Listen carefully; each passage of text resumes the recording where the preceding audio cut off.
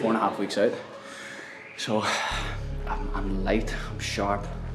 My recovery time is just like nothing I've ever seen before, to be honest. Like I'm in an interesting place right now of utter obsession with the game. I don't even know if I could put it down in a specific. Like obviously coming off such a close decision, etc.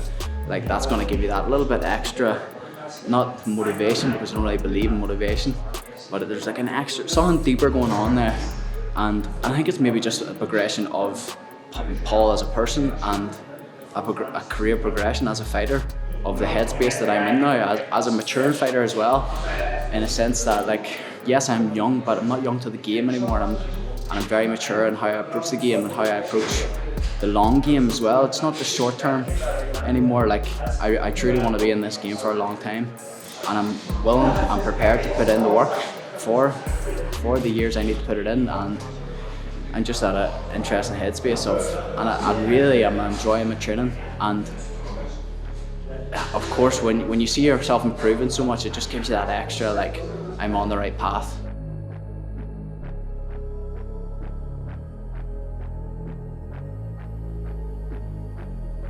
Last year was hard, like I'm not gonna lie about that. Like obviously the coronavirus happened, but just in terms of life, it's hard sometimes. Like everyone goes through it. It's not all sunshine and rainbows. This game, like last year was a hard one for me.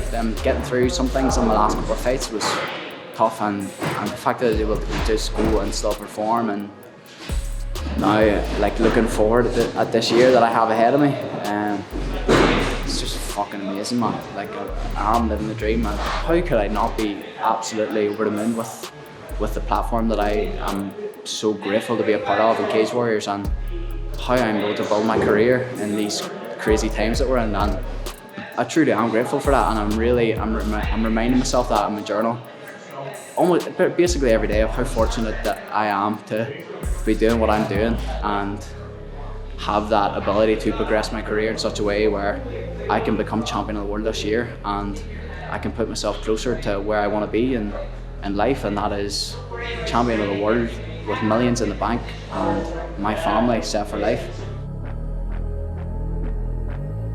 At this point in camp, yes, there's a large focus on sparring because you have to put what you're implementing in training into sparring. You fight how you train, it's very simple, and these things that I'm working through with my coaches throughout the week have to be implemented there.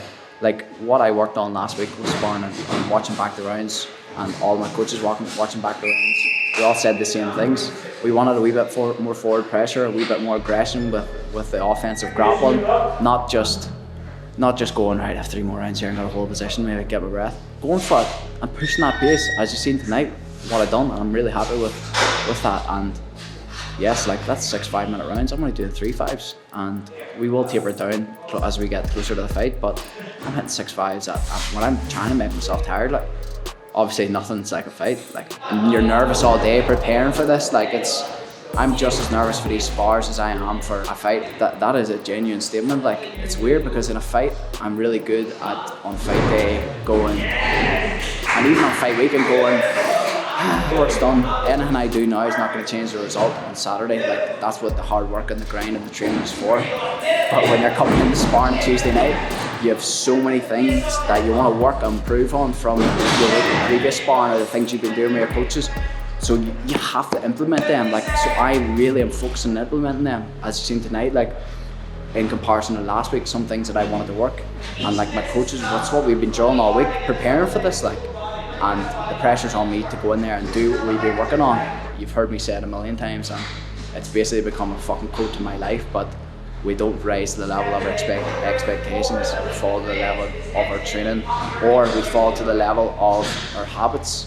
And my habit is fucking world-class grind, like, and that's just where I live. I'm gonna sow the seeds of the hard work this year. Like this year is when I solidify myself as one of the biggest prospects in the world, period. I'm like the next big thing in MMA. I truly believe that, and ultimately it is self-belief. That's the only thing that's gonna get you there. So I truly believe that 2021 is gonna be the year, and I get another finish here in March. I get that world title in the summertime. I defend it twice, and let's see where I'm at the end of 2021.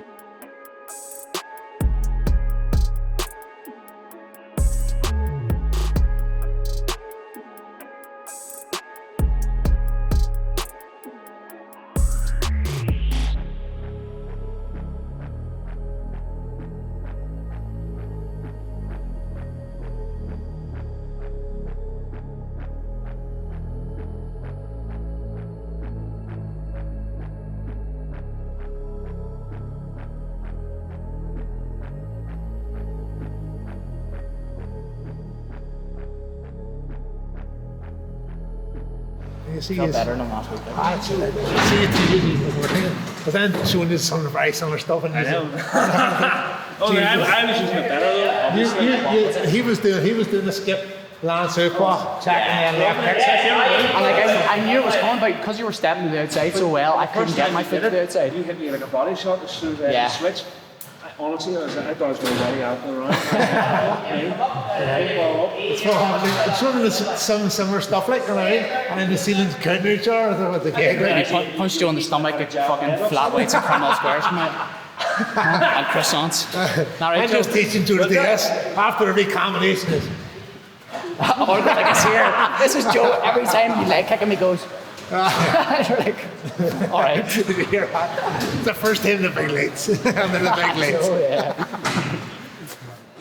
Nah, Joe, we take the hand out of him, but fuck me, there's nobody who deserves more than him. Like, that's another man that's gonna get that world title this year, and like genuinely, no one deserves to tell more than Joe does. Like, Joe is fought.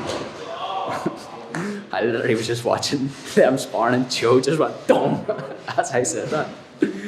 But nah, he deserves that fucking world title. Joe's fought the best of the best every fight and puts his fucking body on the line every fight. Like, for what?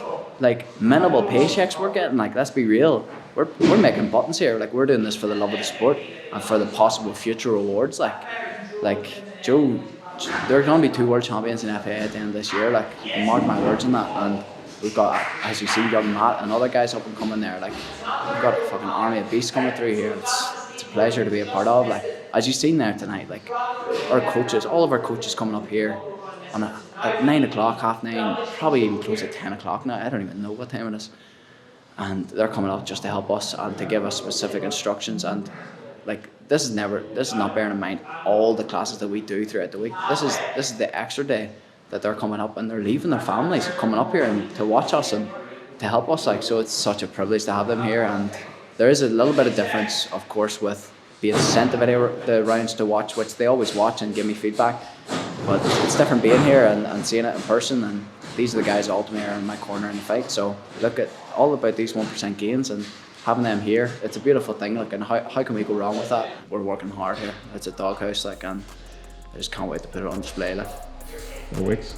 4 weeks, baby. 4 weeks, and I get that finish, and you're damn right I'm getting that world title next.